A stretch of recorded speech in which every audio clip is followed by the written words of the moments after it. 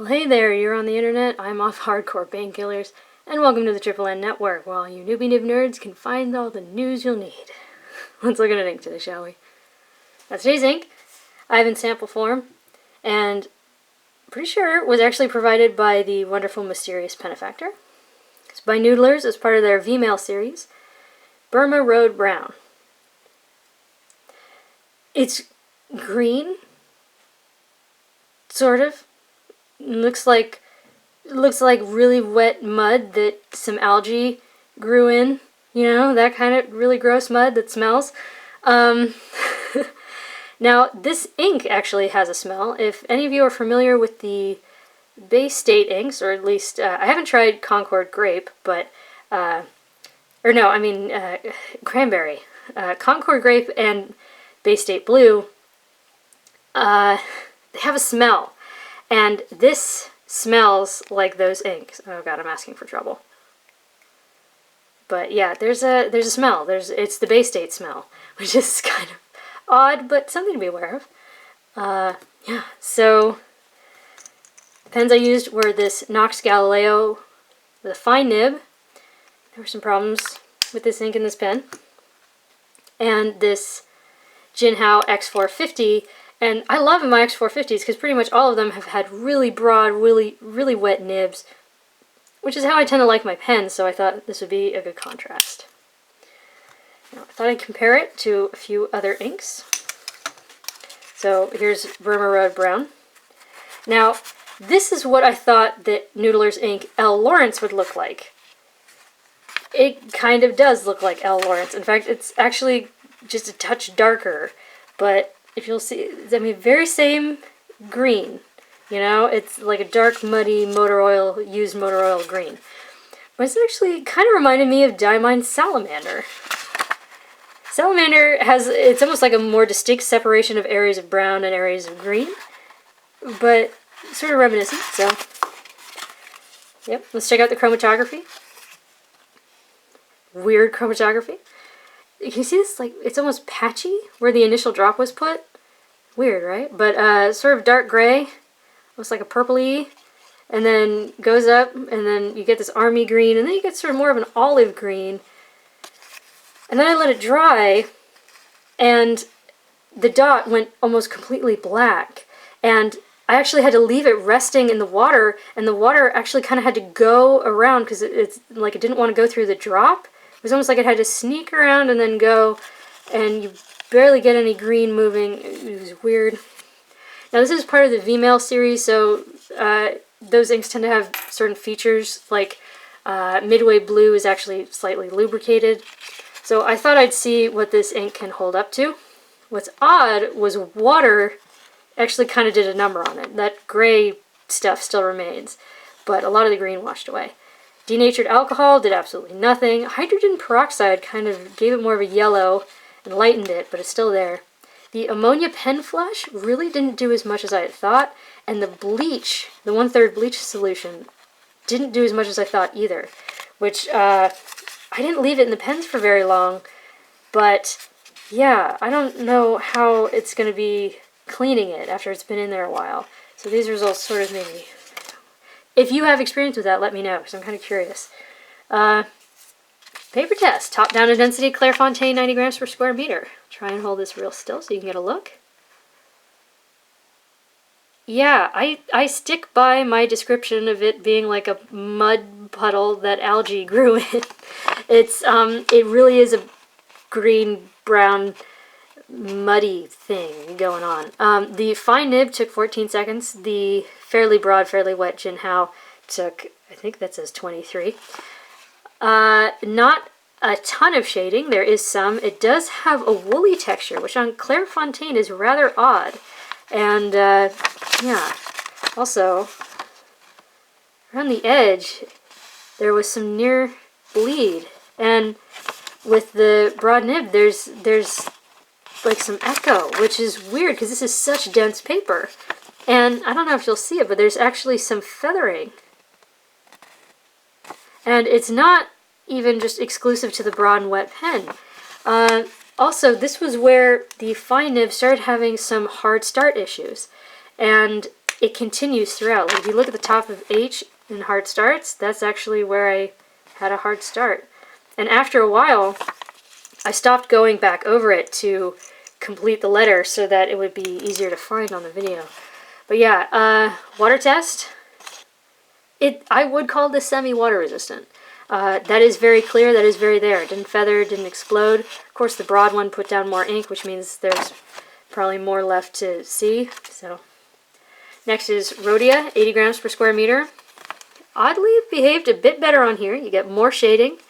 The dry times were about the same. The fine took 14 seconds. The broader, wetter one took 24. You don't have that woolly texture so much. It's much clearer. But, yeah, I don't know. Yeah, I had hard starts everywhere with this fine. You see, like the A, the T, the H. It was, by the end, it was kind of driving me crazy. But, yeah, really not a problem with the broad and wet one. However, you know, I uncapped it. You know, both pens were uncapped, and I wrote this. And in the time it took me to write this, sort of just that time of the broad one being uncapped, you know, I mean, it's 3 lines. It was less than a minute. When I went to write with it again, that happened. And that was actually fairly common. So there's something about this ink. It's a bit odd. But yeah, and, I mean, there's almost echo with the broad. So, I mean, it looks better on here, but I don't know, something weird's going on. Water test, still very there, very clear, a little bit washed away. And it sort of turned more of a grayish purple thing going on, but very readable. Next up is Tomoe River, which is known for drawing out dry times, and that certainly happened here. The fine took 18 seconds, the broad took 28. You definitely don't have that woolly texture anymore, and you definitely get a lot of shading. There's no sheen, but still. And there's no bleed, no feather, no spread, but since this ink is fairly dark and this paper is fairly thin, that's something I mean, if you're sensitive to, something to be aware of. It's almost to the point where if I were trying to write on the back of Tomoe River, it would be noticeable to the point of almost being distracting, but it probably wouldn't keep me from doing it. But this is also where the hard start problem absolutely went crazy. There, I didn't cross the T, top of the L, all the tall letters. I mean, it was absolutely driving me crazy at this point. This paper, because it's so smooth, can exacerbate problems like that, and that was definitely what happened here. But, yeah, of course, the JinHao is so wet that wasn't a problem, but anyways. Tomoe River loves to let ink slide away when you add more water. Didn't matter. Here, still very clear, very there. Didn't dye the page. Kind of impressive. Next up is 20-pound copier paper, where I only used the fine nib except to write the name. And here you will definitely see the hard start problems, which, you know, was even worse because of the absorbency of the paper. I mean, it was just like everything just was building, and it was not great. But, yeah. There's spread. There's feather. And considering this is a fine, the fact that there's nearly bleed even when I was having trouble keeping up, I mean, not great. Oh, that definitely turned green. Anyways, again, what's at the center is very clear, very there. It's kind of that dark gray purple thing, and all the greens washing off, which is kind of interesting to look at. So, I don't know, maybe if you're a water wash person, this could be cool, but yeah. Next up is Mead Notebook Paper. Only use the fine except to write the name. And here, there is still a ton of spread. The line width is still absolutely massive for a fine. And it's very woolly. There are a lot of feathers. Again, having hard start problems. The absorbency of the paper was causing even more problems. There's really no shading left. I mean, you can read that from this side, even with this bright light coming down. Now, this is very thin paper, but still, I think this ink just might be too aggressive. I mean, this is a fine nib, but still. So, yeah, the water test, again, if you had to recover that, you could. It didn't feather, it didn't explode. It's very there, very dark, and just the green washed away. So, there's that. But now, lastly is Moleskine notebook paper, where for some reason, it took 10 seconds to dry. I cannot explain why. It definitely took on that wet wool texture. You have an abundance of very, I mean, oh god, they're everywhere. feathering. It's just, it becomes quite ugly. So I sort of don't know what to make of that. But yeah, again, you can see every single letter from this side, even with the bright light coming down. It very nearly comes through all throughout. It's yeah, it's not great. And the line width got even broader than it did on the other two papers. Usually nothing exceeds the spread on the 20-pound copier paper, but now what's weird is this water test even feathered and exploded.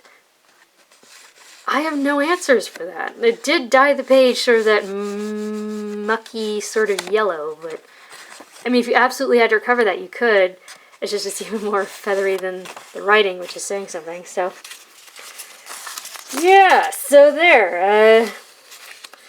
there's Noodler's V-Mail Burma Road Brown. It's actually kind of a green, like a mud green. It has some interesting water resistance. It has some hard start problems. It has a smell. And yet I can't say that it's a bad ink, considering if you sort of like know it and the paper, you can figure something out. I don't know.